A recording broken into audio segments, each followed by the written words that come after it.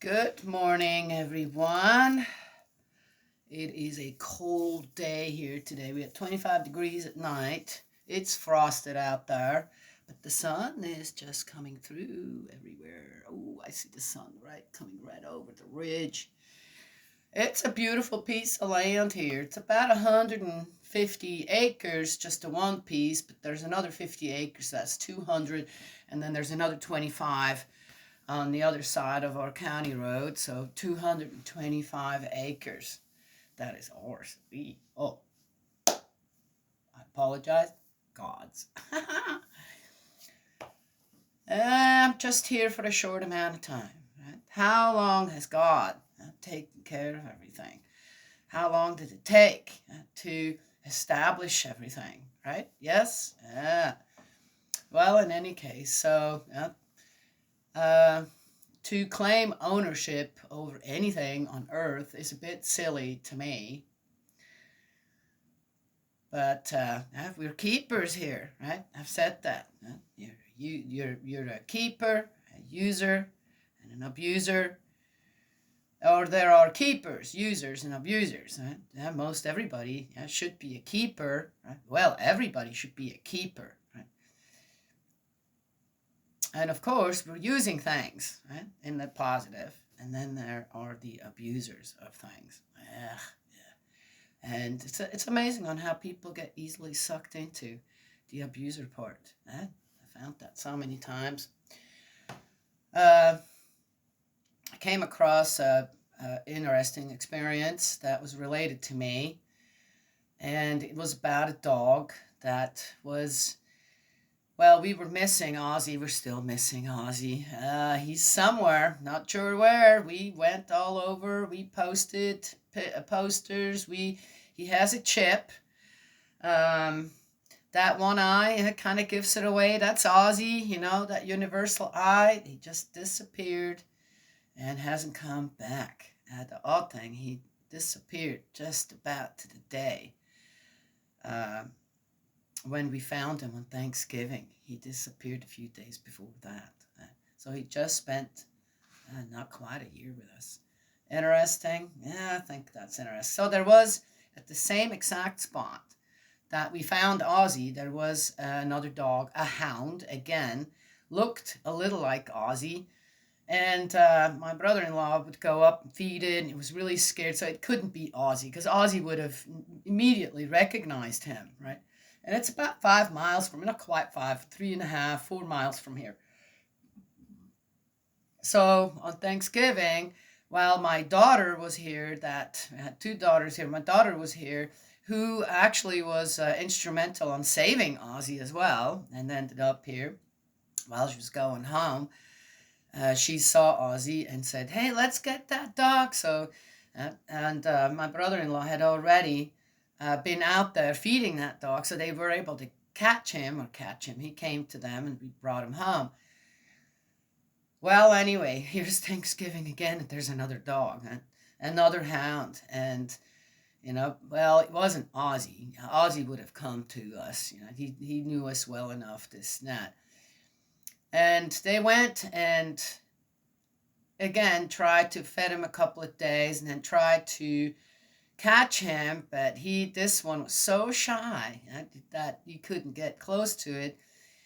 And someone else was with them and going, "Well, so what? If you catch that dog, then what? We're going to have another dog, or what are you going to do? You're going to take another dog? You already have enough dogs to take care of, too. So what are you going to do?" And it's interesting. The mindset of people sometimes. My daughter related that, okay, the one, that, well, it doesn't necessarily mean that you have to take a rescued animal home. There are shelters. At least the dog would be warm and fed, right? Yes, shelters around here are pretty good. So, and, but to just do nothing, how is that right? To just do nothing, how is that right? Right? Well, not my problem. Well, you come across certain problems where maybe you should do something. Right? Well, here's the other thing too. The other person we kind of know the mindset of that person when it comes to certain other things going on and around in the world right now. I came up with something: woke falseness, and kind of disappointed me, because again, so can't eat turkeys. You're against eating turkeys. You're against this, not know what. But again, you're for aborting babies, and but you're not for rescuing a dog. That's starving, might need a little help. This now. Well, after the posters were up, we got a couple of phone calls about that particular dog that we saw there too, and they could, as I said, they couldn't catch it. It isn't possible. And my brother-in-law kept going to put food out, but he realized that the food wasn't eaten. And we got a couple of calls that I think a dog may have got run over and is on the side of the road. Well, it turns out it's a female. It wasn't Aussie. But there you go. Little story for you. Okay. It's amazing to me on how when people aren't really truly involved in an experience or in a situation, on how they just follow along someone that has a lot to say about things. It's kind of hyping up things, hyping it up, pulling things completely out of proportion, and yet, due to the inexperience of especially young people, they're just going to go with it. They don't even do any studying on it or nothing. They just go with it. Right? Yes? But then when they come across a situation in their own life, they're kind of taking 10 steps back and say, oh, heck, and why would you do that? On top of that, not wanting to take responsibility for something they could do something, right? Not even would have to then take care of the rest of their life for that, but bring it somewhere where would have a better chance than where it was, set to say. They, on top of that, try to discourage others from doing so. Interesting, isn't it? Yes. Yeah. I thought I'd share that little story. Yes? Yeah. How one can be really, really proud of their own children and oneself, and how one can be a bit disappointed in the duplicity of people. They're two faces, right? Show one or the other when it suits them.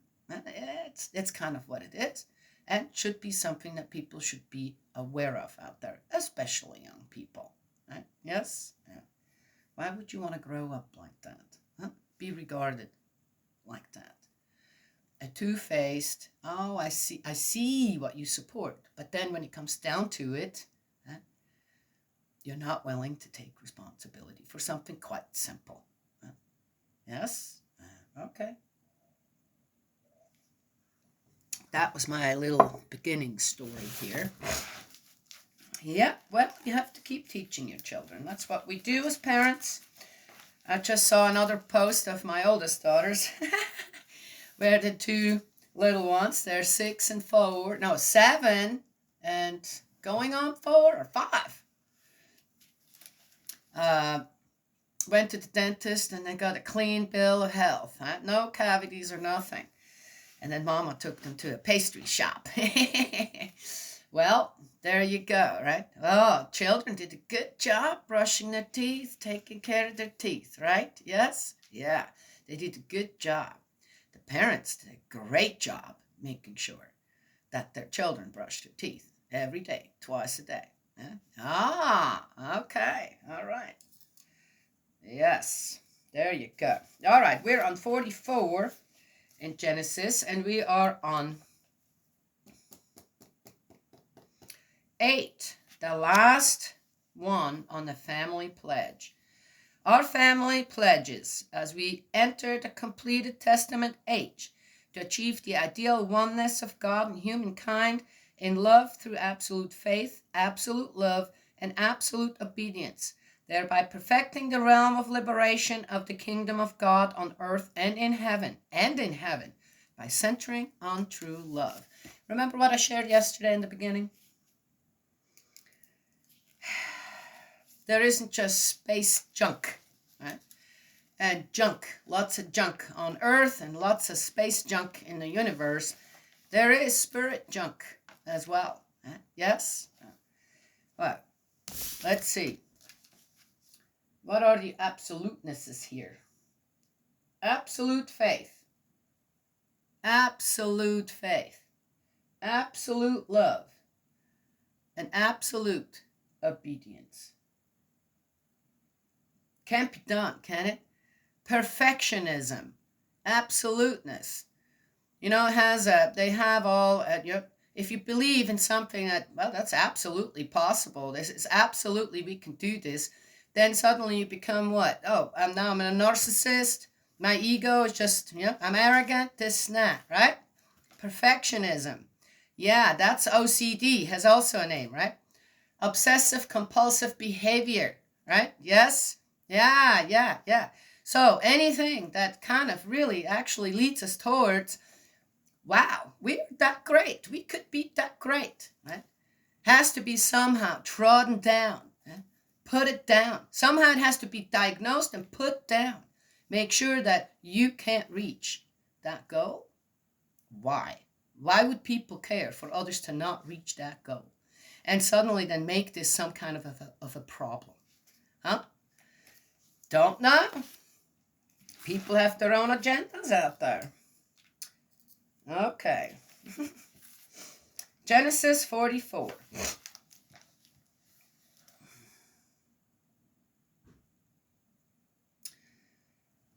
I look at that in my life every day when things come up, or when I have to kind of make a decision on how do I respond to that. I look at, okay, why did that particular person or this organization do that? Especially when it comes, when it is in the negative. And the one thing always is, if you have to look someone else bad so that you look good, then there is a problem. And the problem most likely won't lie with the people that are being made out to be bad. It's the ones that are trying to look good for one reason or another. Right? Yes? And people should think about that. Why would one do that? Right? Just saying. Joseph's cup in Benjamin's sack. Oh, well then. Let wet my whistle here.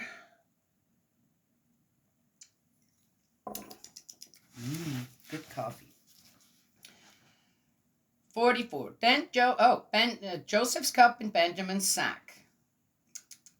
Then Joseph instructed his chamberlain as follows: fill these men's sacks with as much food as they can carry, and put each man's money in the mouth of his sack, and put my cup, the silver one, in the mouth of the youngest one's sack, as well as the money for his rations.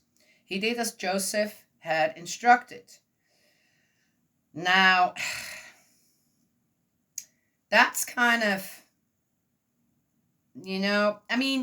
Joseph's doing that, right? We all know that. We all know where this is going, don't we? But is that the right way to go in a way? Well,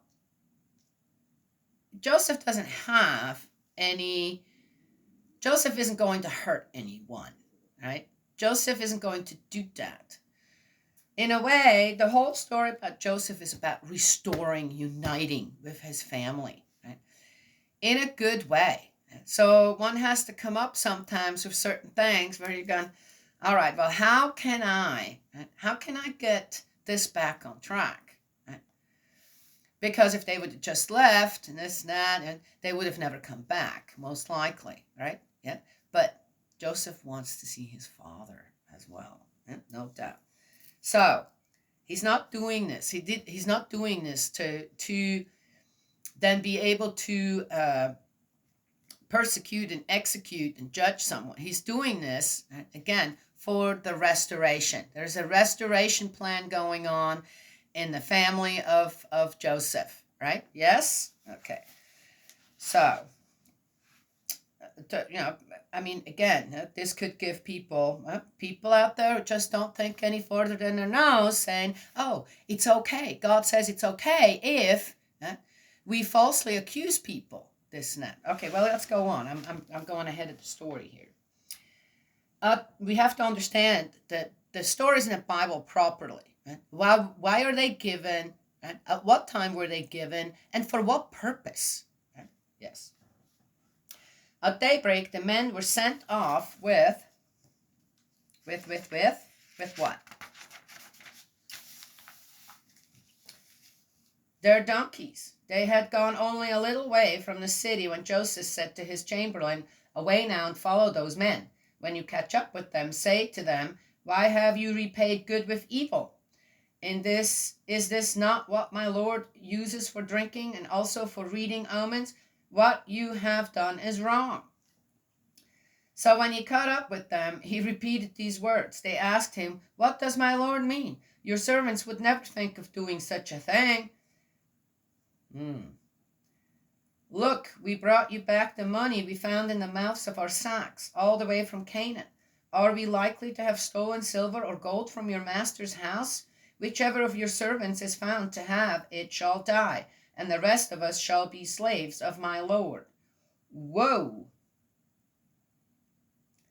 Man, they sure like to talk about dying over things, right? I mean, again, the brothers, what did they do to Joseph? Right? Here they are, so freely talking about, oh yeah, if that really happened, the person who did it was going to die, and we're going to come back and we're going to serve your. That's how sure they were, right? That's how sure they were, in a way.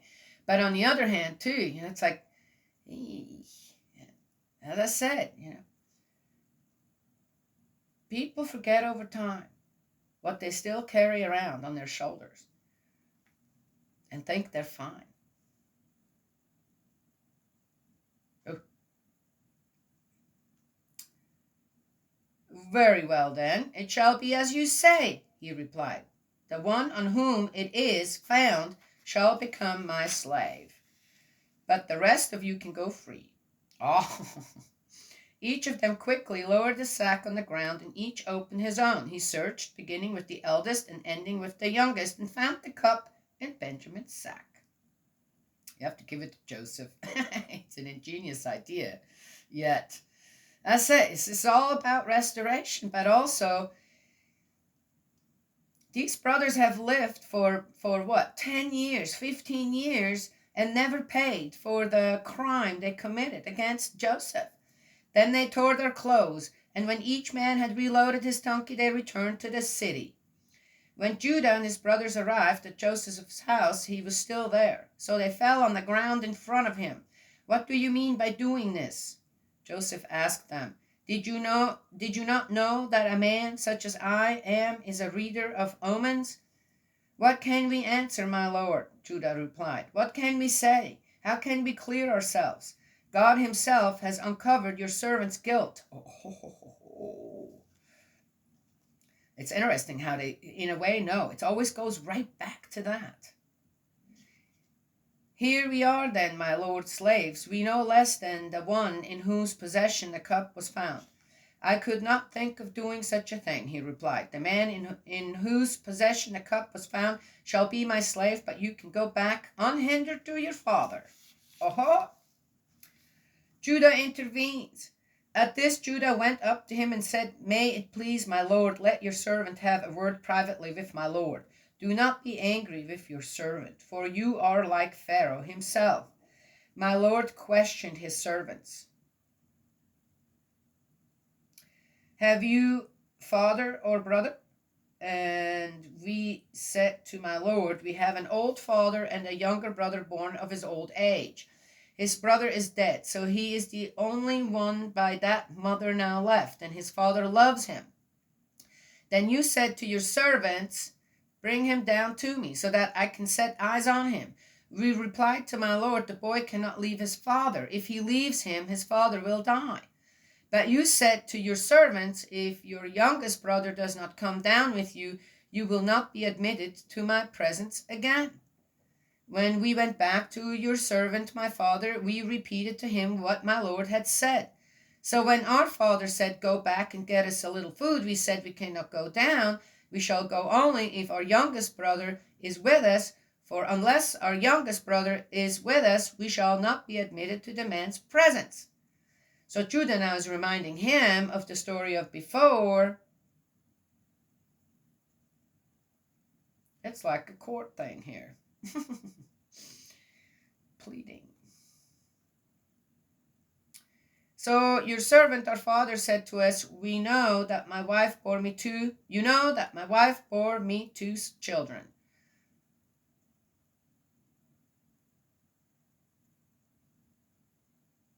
He had many wives. So he had, as I said, it's this like, all right, okay, well, I'm telling you, you got more than one. You got a problem as a man. When one of them left me, I suppose that he must have been torn to pieces, and I've never seen him since. If you take this one from me too, and any harm comes to him, you will send my white head down to Sheol for grief. But we also know that he kind of came to terms with that before he let Benjamin go. Oh, all right. Well, as I said, people will use whatever will work for whatever. If I go to your servant, my father now, and we do not have the boy with us, he will die as soon as he sees that the boy is not with us, for his heart is bound up with him. And your servants will have sent your servant, our father's white head down to Sheol with grief. Now your servant went surety to my father for the boy.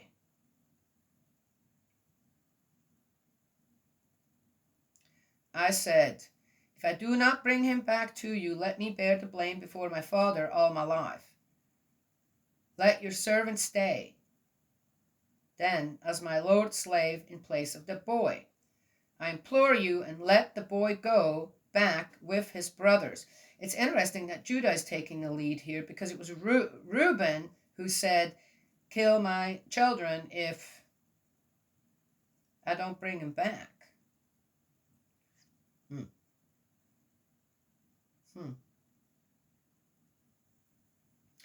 How indeed could I go back to my father and not have the boy with me? I could not bear to see the misery that would overwhelm my father. He had no problem. That's the end of 44. Judah had no problem to see the misery of his fathers after Joseph disappeared, right? Yeah. Mm-hmm. Yeah. Alrighty then. Hey, what did I say? The two-faced, right? Yes. Attitude and behavior of people.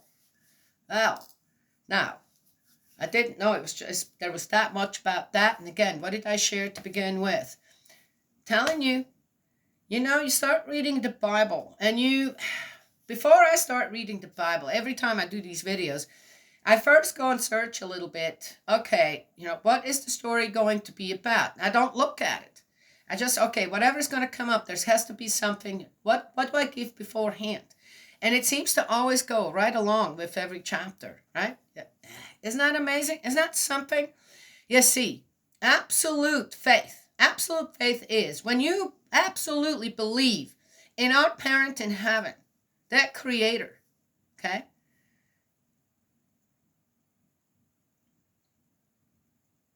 And trust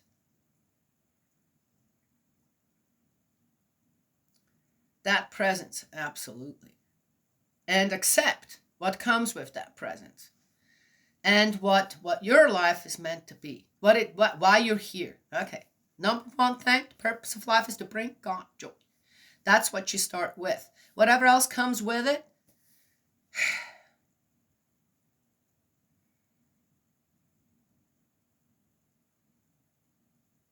you take on the good and the bad as blessings, because you never know.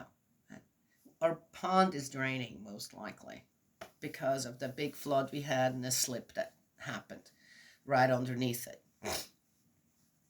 We talked about that yesterday, I said, well, you never know. I have another pond.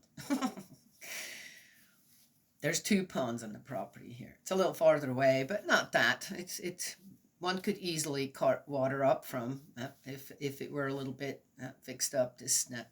To fix this, though, that would be a big thing. And one never knows. The leak might just stabilize and get clogged up again or something, but it sure looks like the pond's draining. I said to my brother in law, I said, you know what? This would be a great place to grow food after it's drained, right? Because there's water flowing into it. So it kind of would be watered all by itself, it's still.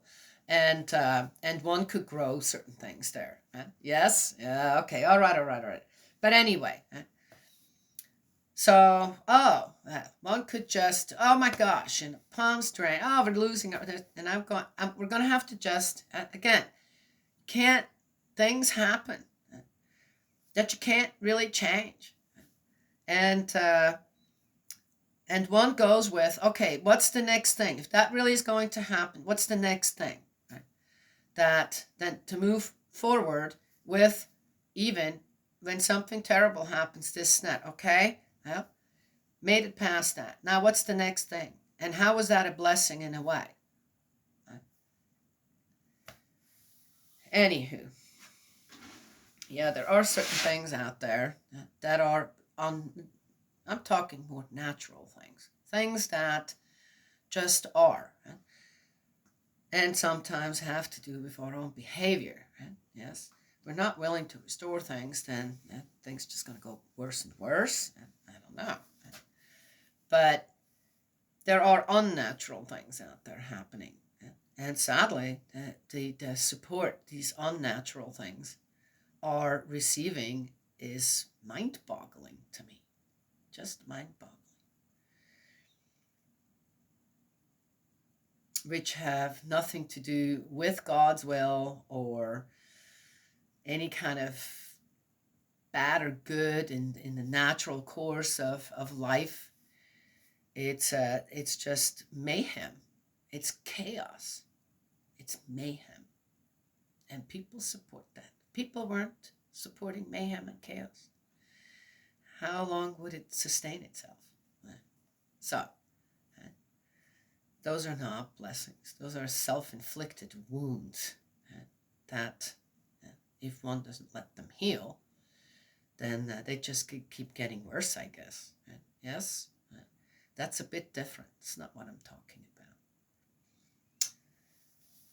The natural course of things, that some of it may look bad to us. Losing a child early on, the death of any person we love, right? Maybe a little ahead of time. But we should always remember that the spirit of the person remains. Okay? Yes? Yeah. Anywho.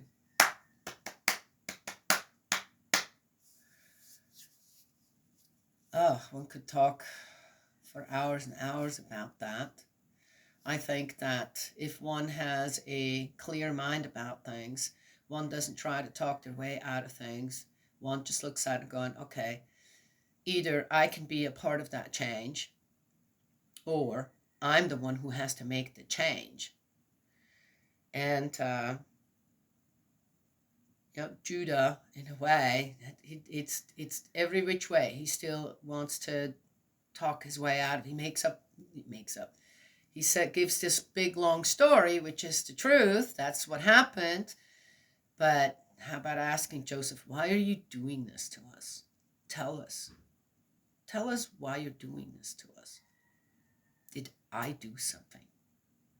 But he doesn't. He's trying to, again, in the back of his mind, of Judah's mind, he knows. In a way, he knows something's going on, and it has to do, right, with that brother they presume is dead. Right? Yes. They talk about him, but how are they talking about him? They're using Joseph's death to try to have Joseph be more considerate for the younger son now. Which again, how is this? That too. So Jacob knows what? He has more than those two sons, right? So those were the two of Rebekah's, the most loved one. Really? What about the other wives? So they're not loved? How about those sons? They're not loved. And then why did Jacob even marry more than he needed to? Oh, that's uh, because he didn't have absolute faith. And God told him, you'll be plentiful. I will give you this. He didn't believe it. Right? Yeah. Couldn't wait. All right.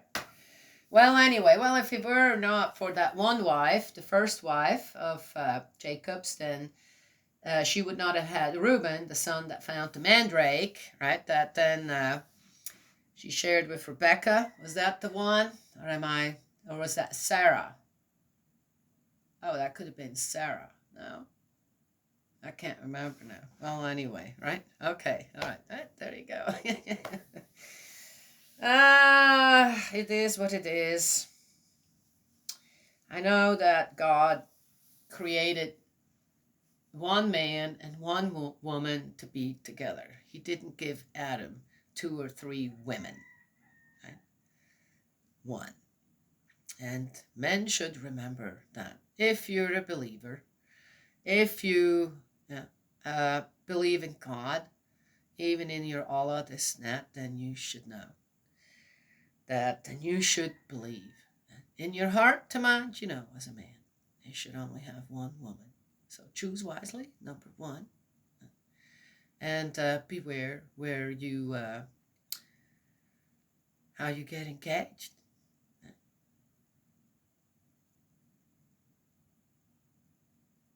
Have more pride than that, and then become a good husband to one wife and a good father to the children of said wife.